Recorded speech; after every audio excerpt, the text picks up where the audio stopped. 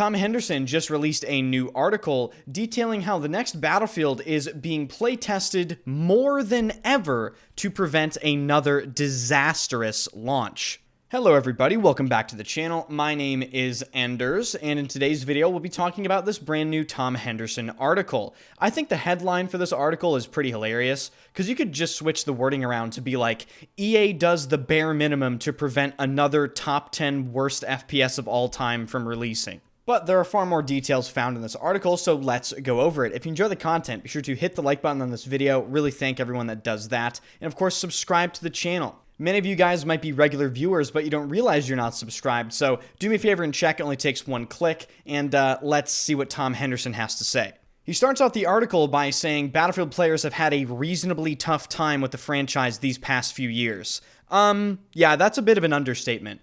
Reasonably tough time could easily be replaced with the worst time ever, the worst the franchise has ever been, yada yada yada. He then goes on to detail that the Battlefield community is still extremely apprehensive to trust anything that EA or DICE says about the next Battlefield game because they have to earn the players' trust back. You guys know that I've been on this boat for a while. They have to win you back with results. Don't pre-order the next game. I don't care how cool that trailer is. Tom Henderson then goes on to remind us that from a funding standpoint, the next Battlefield has, quote, the most resources in the franchise's history.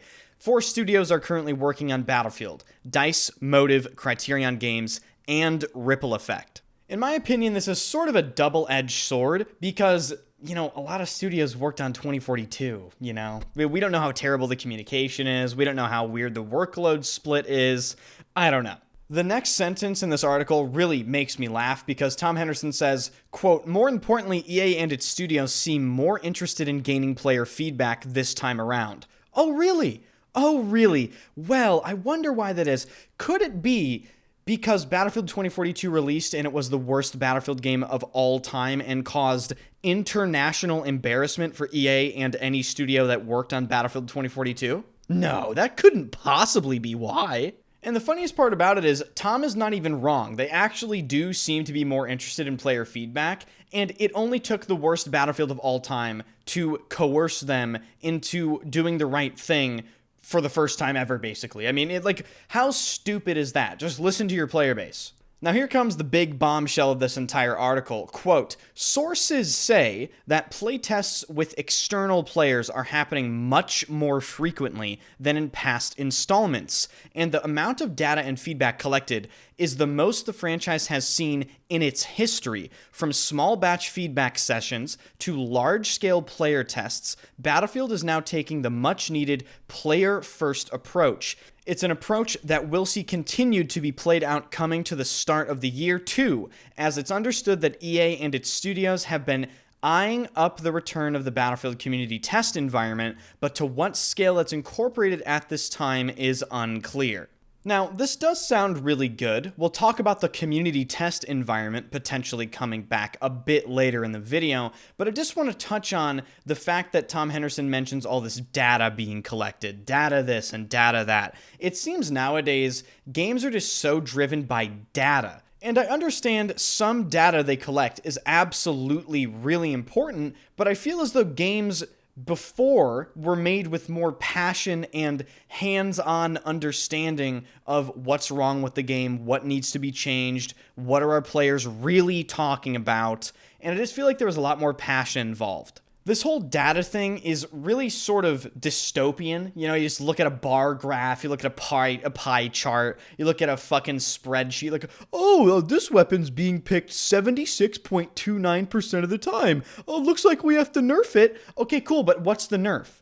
Yeah, you could see the pick rate, but what's wrong with the gun? That's my point. And yeah, maybe they can collect data on that as well, but it's kind of easier just to know how your game is from like a player's perspective. And this is where I think the Battlefield Community Test Environment, or CTE, is really important, possibly more important than ever for the next Battlefield, and I really do hope to see it return. You might remember in some of the earlier leaks about the next Battlefield, someone did tease that there should be another huge announcement for the Battlefield community coming in early 2025, and people were speculating that this would be the Battlefield CTE for the next game.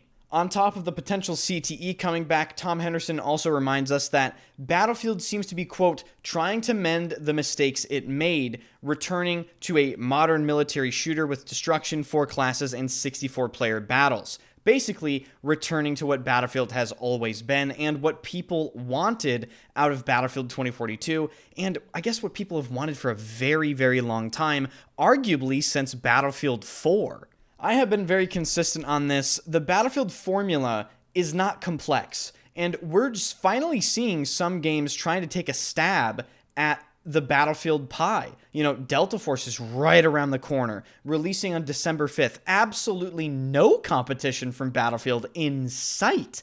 Then you have other games that are just trying to poke their heads through into the Battlefield space. You have that War Dogs game, and I believe there's another Battlefield competitor. Maybe comment down below, I forgot the name of it. But the point is, companies are seeing Battlefield as vulnerable. They see the player base as up for grabs, and I hope EA actually acknowledges that. I hope EA isn't arrogant like they typically are and just completely ignores games like Delta Force, which are free to play, by the way. Because make no mistake, if Delta Force is really successful, it is absolutely going to be eating into the Battlefield attention. Battlefield is really not a very popular game. You could look at Google Trends, and you can see that Battlefield for the past really 8 years has been dwarfed in attention in comparison to other games, and the only time Battlefield has really sort of come on the scene in a big way is Battlefield 1, and Battlefield 1 at its peak was barely reaching the average interest level of Call of Duty, which is crazy to think about.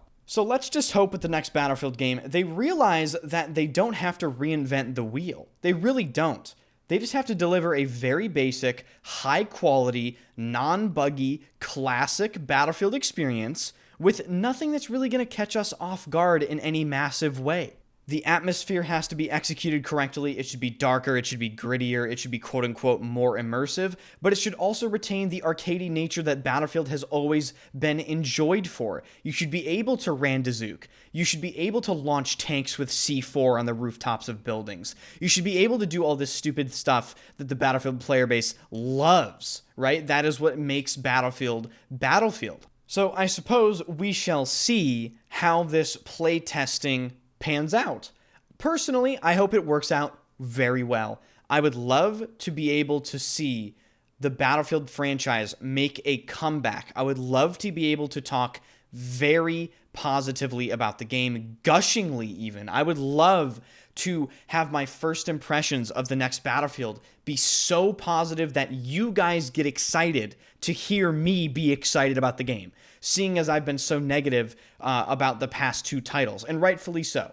So thank you guys so much for watching. Let me know your thoughts in the comment section down below. Let me know your thoughts about the Battlefield CTE returning, and let me know your thoughts about the data, really. What do you guys think about data-driven game design? It's becoming more and more popular as time goes on, and I don't really know if it's good. So thank you guys so much for hanging out. Really do appreciate it. Hit the like button. Really helps the video out. Cannot stress that enough. Very important. And of course, subscribe to the channel if you enjoy the content. Plan on following Delta Force. Plan on following Battlefield, or really any FPS games. Thank you guys for watching. Thank you for taking the time out of your day. And I will see you guys later.